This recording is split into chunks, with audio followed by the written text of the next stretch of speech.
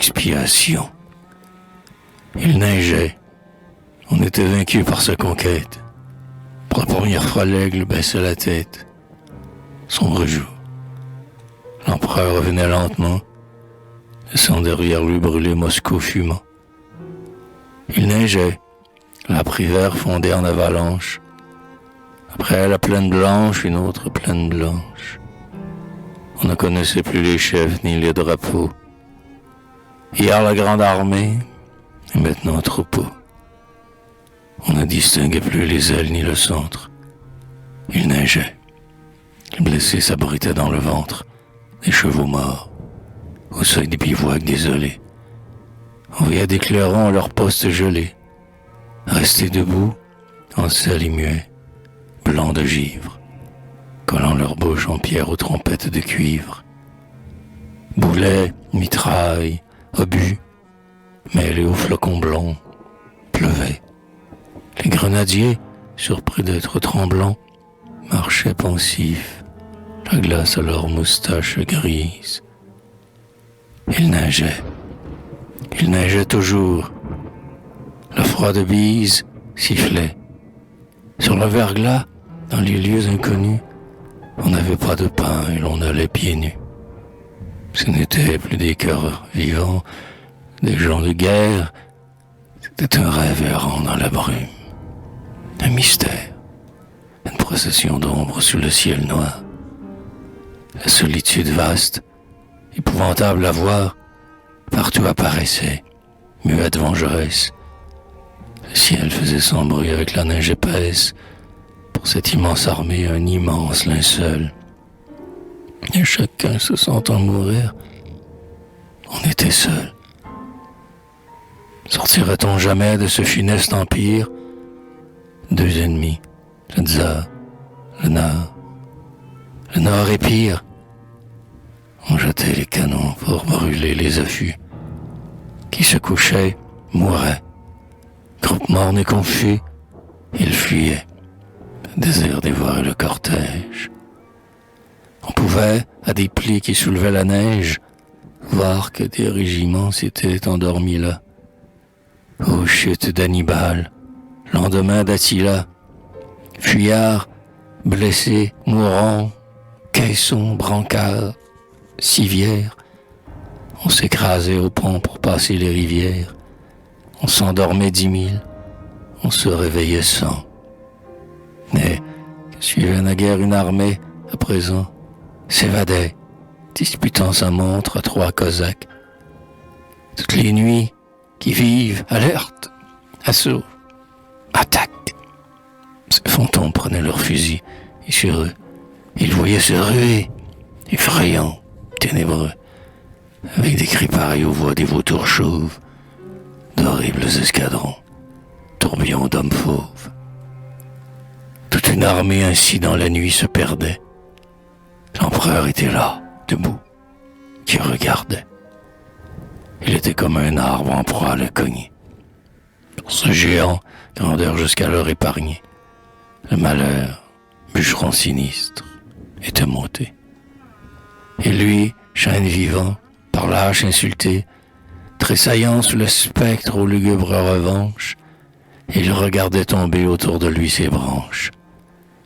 Chefs, soldats, tous mouraient. Chacun avait son tour.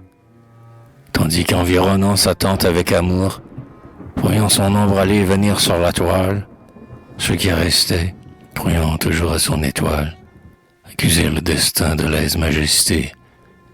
Lui se sentit soudain dans l'âme épouvantée. Stupéfait du désastre et ne sachant que croire, l'empereur se tourna vers Dieu. L'homme de gloire trembla. Napoléon comprit qu'il expiait quelque chose peut-être, livide, inquiet, devant ses légions sur la neige semée. Est-ce le châtiment, dit-il, Dieu des armées? Alors il s'entendit appeler par son nom, et quelqu'un qui parlait dans l'ombre lui dit « Non,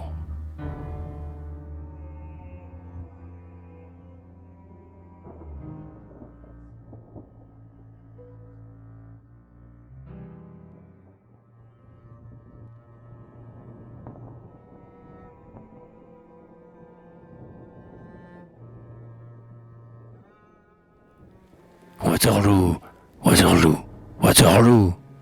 Morne pleine, comme une onde qui bout dans une urne trop pleine, dans ton cirque de bois, de coteaux, de vallons, la pâle mort mêle les sombres bataillons. D'un côté c'est l'Europe et de l'autre la France.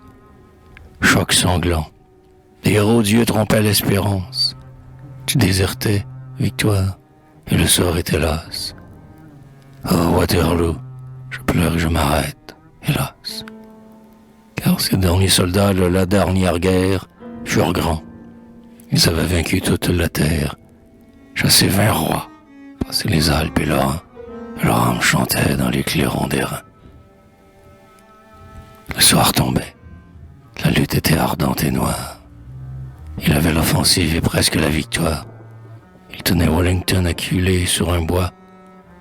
Sa lunette à la main, il observait parfois le centre du combat, point obscur aux tressailles, la mêlée, effroyable et vivante broussaille, et parfois l'horizon, sombre comme la mer. Soudain, joyeux, il dit « Hiroshi, c'était plus cher. » L'espoir changea de camp, le combat changea d'âme, la mêlée en hurlant grandit comme une flamme. La batterie anglaise écrasa nos carrés. La plaine où frissonnaient les drapeaux déchirés ne fut plus, dans les cris des mourants qu'on égorge, qu'un gouffre flamboyant, rouge comme une forge. Gouffre où les régiments, comme des pans de murs, tombaient, où se couchaient comme des épimures les hauts tambours majors au panache énorme, où l'on entrevoyait des blessures difformes. Carnage affreux, moment fatal. L'homme inquiet sentit que la bataille entre ses mains pliait. Derrière un mamelon, la garde était massée. La garde, sport suprême et suprême pensée. « Allons, faites donner la garde !» cria-t-il. Et lancier, grenadier aux guêtres de coutil, dragon que Rome eût pris pour des légionnaires, cuirassiers, canonniers qui traînaient des tonnerres, portant le noir colbac ou le casque poli, tous, ceux de Fredlin et ceux de Rivoli, comprenant qu'ils allaient mourir dans cette fête, saluèrent leur Dieu, debout dans la tempête. Leur bouche, d'un seul cri, dit « Vive l'empereur !» Puis, à pas lents, musique en tête, sans fureur, tranquille, souriant la mitraille anglaise, la garde impériale entra dans la fournaise. Hélas, Napoléon, sur sa garde penchée, regardait, et sitôt qu'ils avaient débouché, sous les sombres canons crachant des jets de soufre, voyait, l'un après l'autre, dans cet horrible gouffre, fondre ces régiments de granit et d'acier, comme fond une cire au souffle d'un brasier. Ils allaient, l'arme au bras, front haut, grave, stoïque. Pas un ne recula. Dormez, morts héroïques. Le reste de l'armée hésitait sur leur corps et regardait mourir la garde. C'est alors qu'elle vend tout à coup sa voix désespérée, la déroute, géante à la face effarée, qui, pâle, épouvantant les plus fiers bataillons, changeant subitement les drapeaux en haillons, à de certains moments, spectre fait de fumée, se lève grandissante au milieu des armées. La déroute apparut au soldat qui s'émut, et, se tordant les bras, cria « Sauve qui peut, sauve qui peut !» Affront, horreur, toutes les bouches criaient, à travers champs fous, éperdus, farouches, comme si quelque souffle avait passé sur eux. Parmi les lourds caissons, les fourgons poudreux, roulant dans les fossés, se cachant dans les seigles, jetant shakos, manteaux, fusils, jetant les aigles, sous les sabres prussiens, ces vétérans, au deuil, tremblaient, hurlaient, pleuraient, couraient, en un clin d'œil, comme s'envole au vent une paille enflammée, s'évanouit ce bruit qui fut la grande armée. Et cette plaine, hélas, où l'on rêve aujourd'hui, vit fuir ceux devant qui l'univers avait fui. 40 ans sont passés. Et ce coin de la terre, Waterloo, ce plateau funèbre et solitaire, ce champ sinistre où Dieu mêla tant de néant, tremble encore d'avoir vu la fuite des géants. Napoléon les vit s'écouler comme un fleuve. Hommes, chevaux, tambours, drapeaux. Et dans l'épreuve, sentant confusément revenir son remords, levant les mains au ciel, il dit « Mes soldats morts, moi vaincu, mon empire est brisé comme verre. Est-ce le châtiment cette fois, Dieu sévère ?» Alors parmi les cris, les rumeurs, le canon, il entendit la voix qui lui répondait « Non. »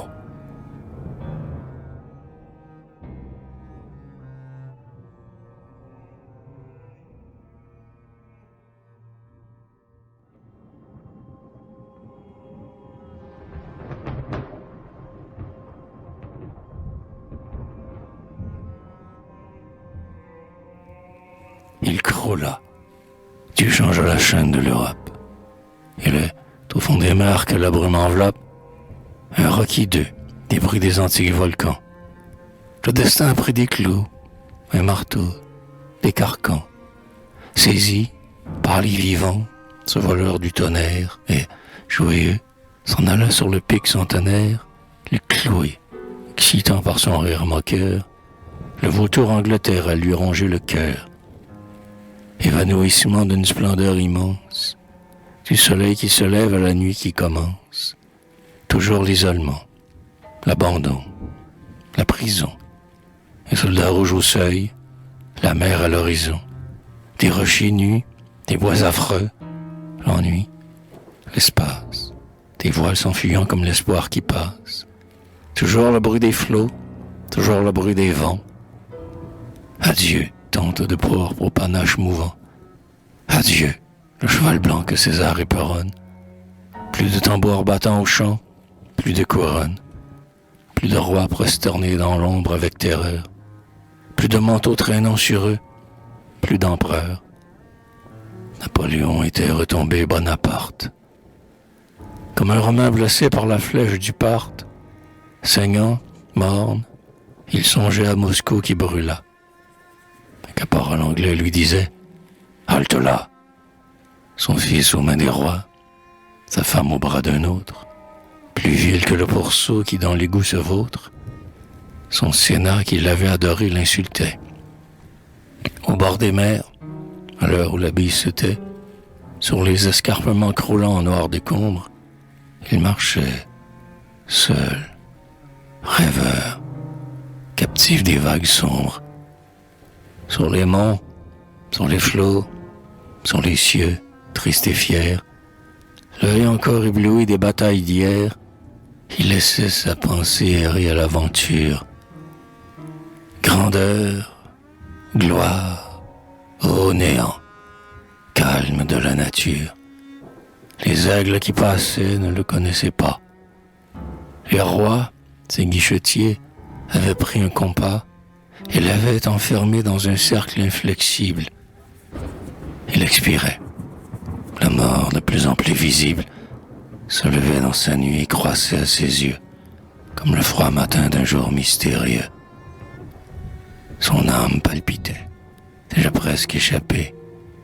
Un jour enfin il mit sur son lit son épée, et se coucha près d'elle, et dit « C'est aujourd'hui ».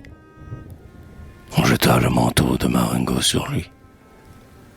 Ces batailles du Nil, du Danube, du Tibre, se penchaient sur son front.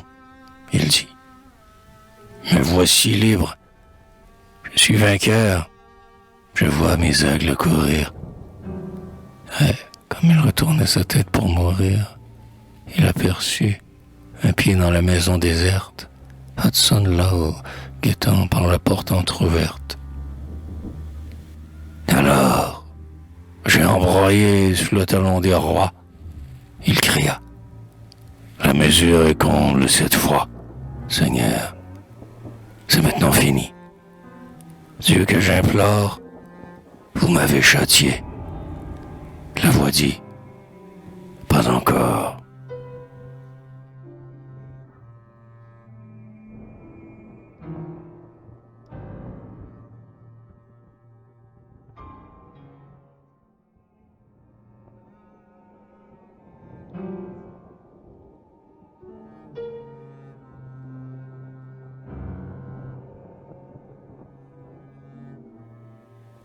Ô noirs événements, vous fuyez dans la nuit, l'empereur mort tomba sur l'empire détruit.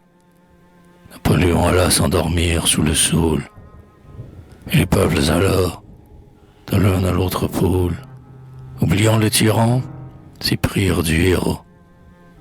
Les prêtres, marquant au front les rois bourreaux, consolèrent, pensifs, cette gloire abattue.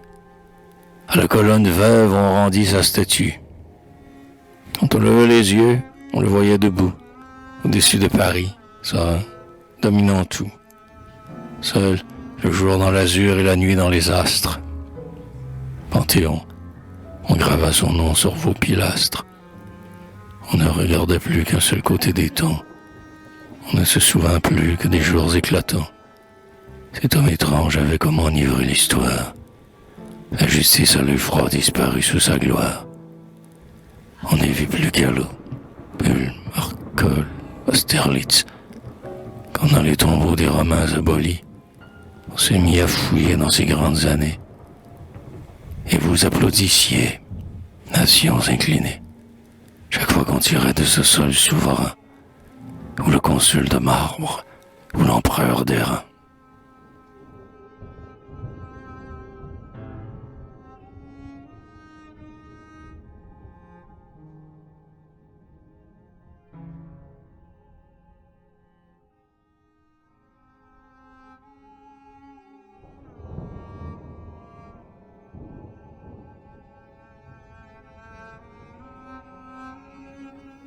Le nom grandit quand l'homme tombe. Jamais rien de tel n'avait lui. Calme, il écoutait dans sa tombe la terre qui parlait de lui. La terre disait, la victoire a suivi cet homme en tout lieu. Jamais tu n'as vu sombre histoire, mais passant plus prodigieux. Gloire au maître qui dort sous l'herbe, gloire à ce grand audacieux. Nous l'avons vu gravir, superbe, les premiers échelons des cieux. Il envoyait, âme acharnée, prenant Moscou, prenant Madrid, lutter contre la destinée, tous les rêves de son esprit. À chaque instant, montrant en lice, cet homme au gigantesque pas proposait quelques grands caprices à Dieu, qui n'y consentait pas. Il n'était presque plus un homme. Il disait, grave et rayonnant, en regardant fixement Rome, c'est moi qui règne maintenant. Il voulait, héros et symbole, pontife roi, phare et volcan, faire du Louvre une capitole et de Saint-Cloud un Vatican. César, il lui dit à Pompée, sois fier d'être mon lieutenant. On voyait luire son épée au fond des nuages tonnants. Il voulait, dans les frénésies de ses vastes ambitions, faire devant ses fantaisies, agenouiller les nations. Ainsi qu'en une urne profonde, mêler race, langue, esprit, répandre Paris sur le monde, enfermer le monde en Paris. Comme Cyrus dans Babylone, il voulait sous sa large main ne faire du monde qu'un trône et qu'un peuple du genre humain. Il bâtit, malgré les huées, un tel empire sous son nom, que Jéhovah dans les nuées fut jaloux de Napoléon.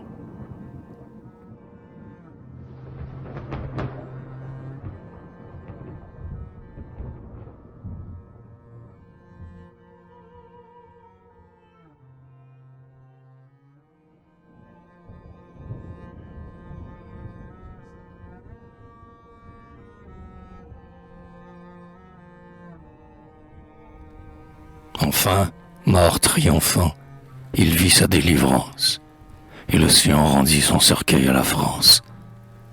L'homme, depuis 12 ans, sous le dôme doré, reposait, par l'exil et par la mort sacrée, en paix. Quand on passait près du monument sombre, on se le figurait, couronne au front, dans l'ombre. Dans son manteau semé d'abeilles d'or, muet, couché sous cette voûte où rien ne remuait, lui, l'homme qui trouvait la terre trop étroite, le sceptre en sa main gauche et l'épée en sa droite, à ses pieds son grand aigle ouvrant l'œil à demi, et l'on disait, c'est là qu'est César endormi. Laissant dans la clarté marcher l'immense ville, il dormait confiant et tranquille.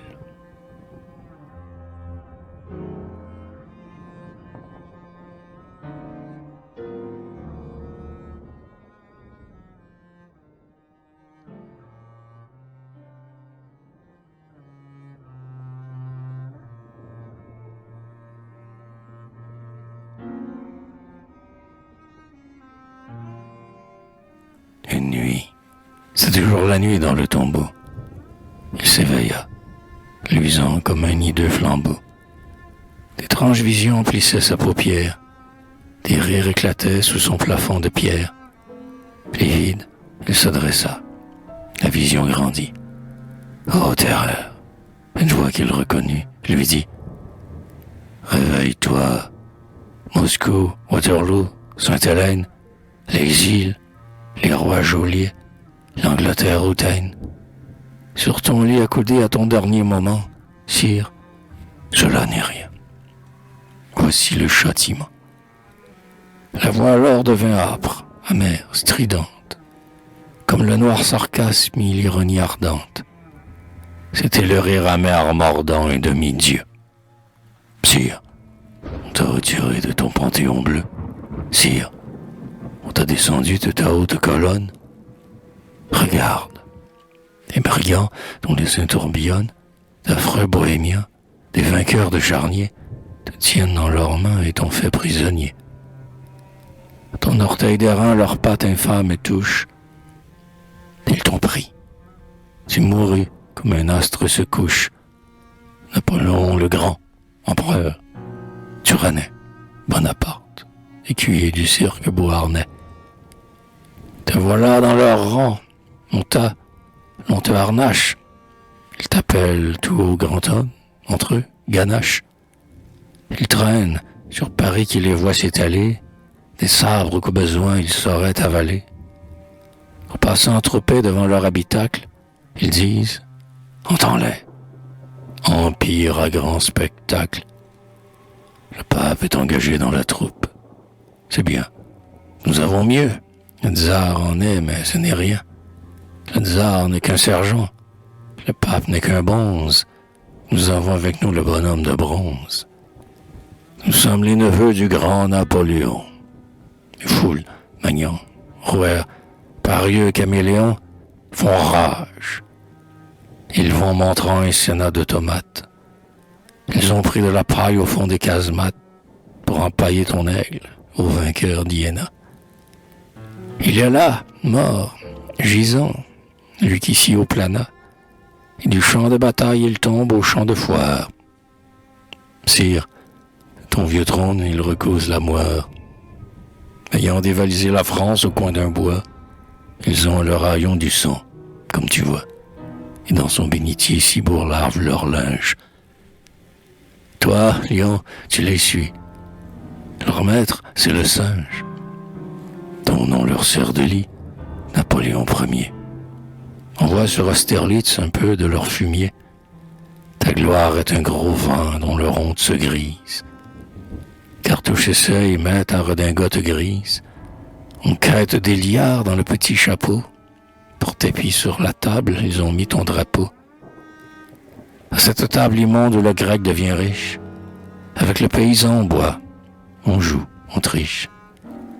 Tu te mêles, compère, à ce tripot hardi. Et ta main qui tenait l'étendard de Lodi, cette main qui portait la foudre, au Bonaparte, aide à piper les dés et fait sauter la carte. Il te force à boire avec eux, les carliers, pousse amicalement d'un coude familier. Votre Majesté, sire, épiétré dans son antre, vous tutoie. Et Maupas vous tape sur le ventre. Faussaire, meurtrier, escroc, forban, voleur, ils savent qu'ils auront, comme toi, des malheurs. Leur soif en attendant vide la coupe pleine à ta santé. Poissy trinque avec Sainte-Hélène. Regarde, bal, sabbat, fête matin et soir, la foule au bruit qu'ils font ce qu'ils butent pour voir.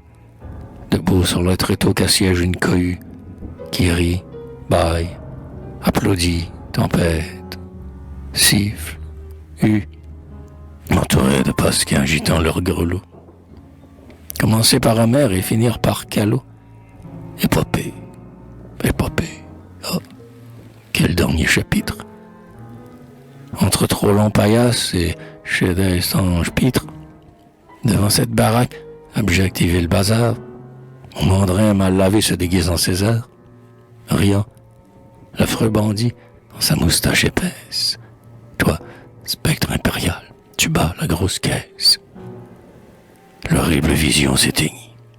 L'empereur, désespéré, poussa dans l'ombre un cri d'horreur, baissant les yeux, tressant ses mains épouvantées.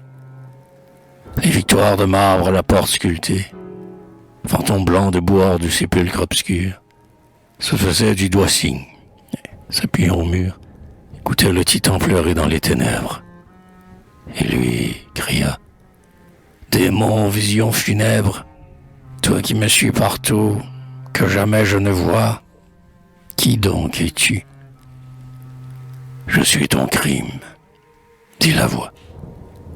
La tombe alors s'emplit d'une lumière étrange, semblable à la clarté de Dieu quand il se venge, pareil aux mots que vit resplendir Balthazar. Deux mots dans l'ombre écrits flamboyaient sur César. Bonaparte, tremblant comme un enfant sans mère, leva sa face pâle et lut 18 Brumaire.